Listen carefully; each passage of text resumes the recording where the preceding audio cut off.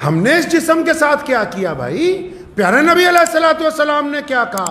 دنیا میں ایک بندہ ہے 100 سال سے زیادہ جیا، میرے ذہن میں اس وقت اس کا نام نہیں ہے، غیر مسلم تھا۔ اس کے بعد اخبار والے گئے پوچھنے کے لیے کہ اتنی لمبی عمر، اتنی اچھی صحت، اتنے بہترین بال، اتنا مضبوط جسم، کہتا کس سے پوچھا کیا کھانا ہے؟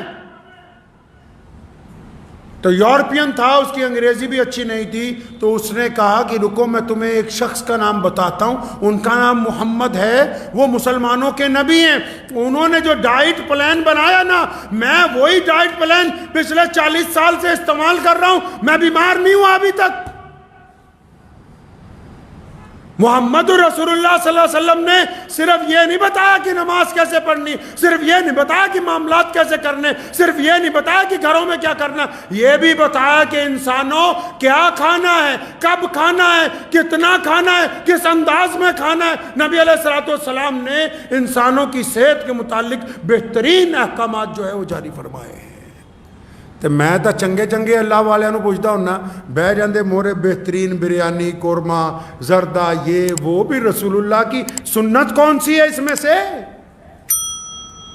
مان لیا گوشت کھانا حلال ہے، کیا روزانہ کھانا سنت ہے؟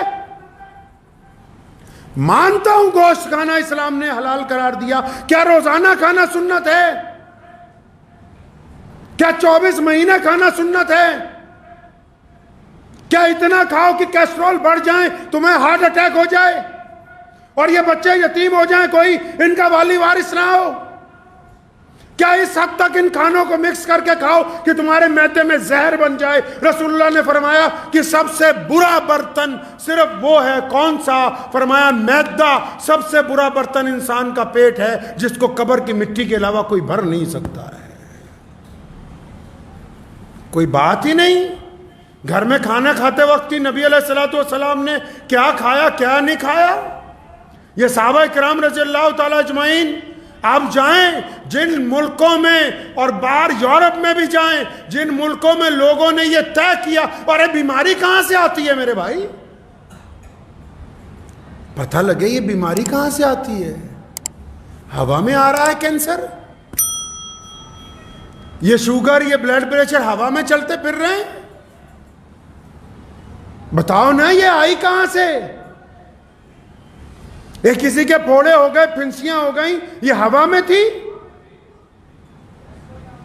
کسی کا معدہ خراب ہے، کسی کا پھیپھڑے خراب ہے، مثانے خراب ہے، یہ ہوا میں آ گئی بیماری؟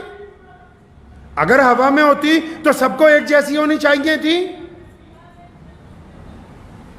کہاں سے گئی بیماریاں پیٹ کے اندر جی؟ بیماریوں کا راستہ کون سا ہے پیٹ میں جانے کا؟ بیماریوں کا راستہ کون سا ہے پیٹ میں جانے کا؟ یہ زبان کے اندر جو اللہ نے حلق لگایا ہے، جو کھائیں گے وہی اندر بنے گا۔ حرام کھائیں گے حرام چیزیں تیار ہوگی، زیادہ مقدار میں کھائیں گے اندر جا کے بیماری بنے گی۔ معدے کی تو مقدار اتنی سی ہے اور اس کو بھرتے جاؤ یہ پھولتا جاتا ہے، جتنا پھولتا جائے گا دائیں بائیں چیزوں کو دبائے گا، اندر سڑان پیدا کرے گا، اندر بیماریاں پیدا کرے گا۔ اب یہ تو جا بیماری حلق سے نیچے رہی ہے نا جی، تو حلق سے نیچے کوئی ٹھونس رہا ہے؟ حلق سے نیچے کوئی زبردستی ہو رہی ہے؟ قورمے کی دوگ دیکھ دیکھ کے 2-2 کلو گوشت کھانا بہت بڑی بہادری کی بات ہے؟ اس کام کے لیے اللہ تبارک و تعالیٰ نے ہمیں یہ زندگی دی ہے؟ پتہ تو لگے کس لیے زندگی ملی ہے، جو دوسروں کے کام نہ آ سکے، جو اپنے دین اور مذہب اور قوم کے، اپنے ملک کے کام نہ آ سکے، بس کھائے پیے سو گئے، اس کا نام زندگی ہے؟ کون کہتا ہے کہ یہ زندگی ہے؟ نبی علیہ الصلوۃ والسلام کو دیکھیں، اور ایک بات بتا دوں، دل کی تختی پہ لکھ کے لے جاؤ، رسول اللہ صلی اللہ علیہ وسلم نے جو فاقے ہوئے، رسول اللہ صلی اللہ علیہ وسلم نے جو غربت میں دن گزارے، اللہ سے اختیار تھا رسول اللہ کو، آپ نے غریبوں میں رہنا پسند کیا، ورنہ جتنی کائنات کی دولت محمد رسول اللہ کے قدموں میں آج تک نچھاور کی گئی اور قیامت تک رہے گی، کائنات میں کسی کے نہیں آ سکتی۔ پھر بھی ایک وقت کھایا، ایک وقت بھوکے رہے، فرمایا ایک وقت کھا کے اللہ کا شکر ادا کریں، ایک وقت بھوکے رہ کے صبر کریں۔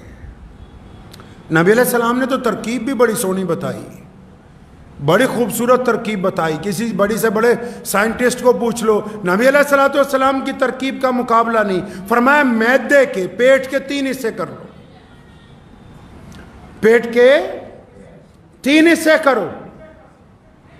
3 حصے کرنے ہیں تو پھر کیا کرنا ہے؟ ایک حصہ کھانے سے بھر لیجئے اور ایک حصہ پانی سے بھر لیجئے اور تیسرا حصہ خالی چھوڑ دیجئے ہوا کے لیے.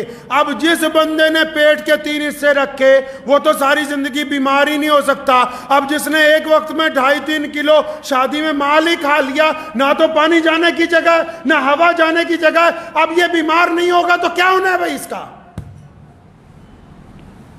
میں ایک صاحب کو جانتا ہوں, وہ شاہجہاں پور میں رہتے تھے غالباً, تو ہمارے ہاں بہت مدت رہے. تو ان کے ایک عزیز نے بتایا ان کا کیا حال ہے. کہتے جی ان کا تو انتقال ہو گیا. بھائی کیسے ہو گیا؟ کہ ایک شادی میں گئے تھے تو کباب بڑے پسند آئے, تو بیٹھے اطمینان سے کھاتے رہے 1-1.5 گھنٹہ کباب, اتنے زیادہ کھا لیے کہ سانس ہی. ہم لوگ کس انداز سے کھا رہے ہیں؟ کوئی پرواہ نہیں. اپنے گھر میں نبی علیہ الصلوۃ والسلام نے کن چیزوں کے لیے کہا کیا پیو کیا کھاؤ, اس ملک کے حکمرانوں کو بھی کہنا چاہتا ہوں, اور جتنے لوگ گلی محلوں میں پھر رہے ہیں وہ بھی سنو.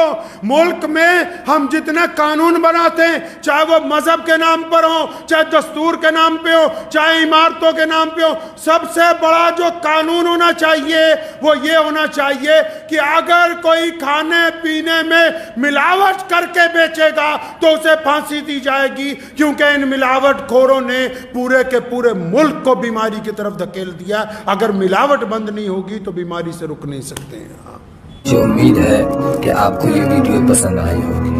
اگر پسند آئی ہو تو یہ آپ اپنے دوستوں کے ساتھ شیئر کریں اور اس چینل کو سبسکرائب ضرور کریں.